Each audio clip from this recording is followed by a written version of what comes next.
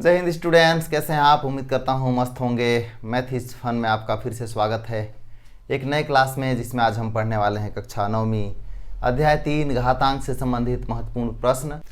तो इसमें प्रश्न 3 का पहला बोलता है मान ज्ञात कीजिए।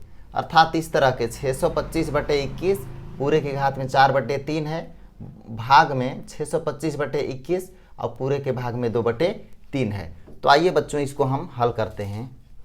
तो हल में लिखेंगे 625/81 पूरे के घात में दिया गया है 4/3। पहले तो सेम उतार लेते हैं एक बार, 625/81 और पूरे के घात में 2/3। उसके बाद हम घातांक के नियम का पालन करते हुए इसको हम हल करेंगे।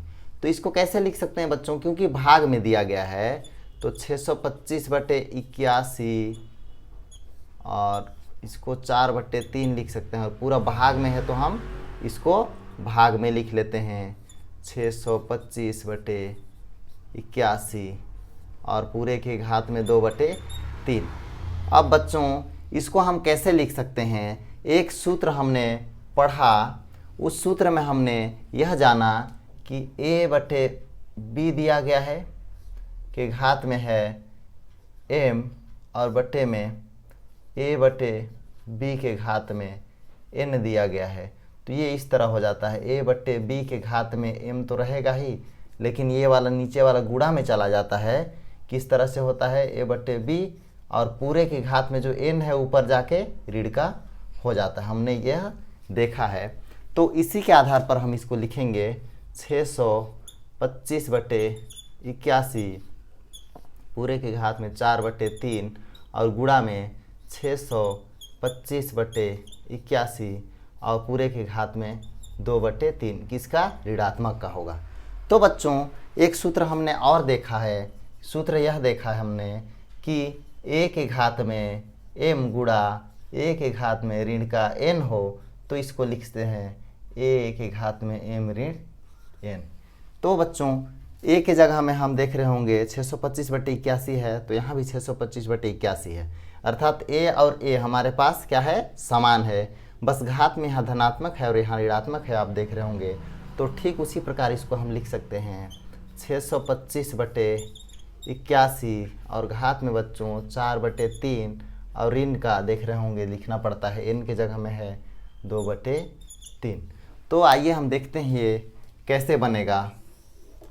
बहुत आसान है, 625/81 आया इधर, तो 625/81 और घात में देखिए बच्चे इसके जो 4/3 है, ऋण 2/3 है, इसको क्या कर सकते हैं हम, एलसीएम ले सकते हैं। तो इसके आधार क्या हैं या इसका हर क्या है, समान है, तो इसको हम लिख लिए 3 और ऊपर में 4 और ऋण का 2 हो जाएगा, 4 और ऋण का 2। अब इसी को क्या लिख सकते हैं, 625/81 और घात में 4 में 2 गया तो 2/3 बच्चों इसको हम लिख सकते हैं।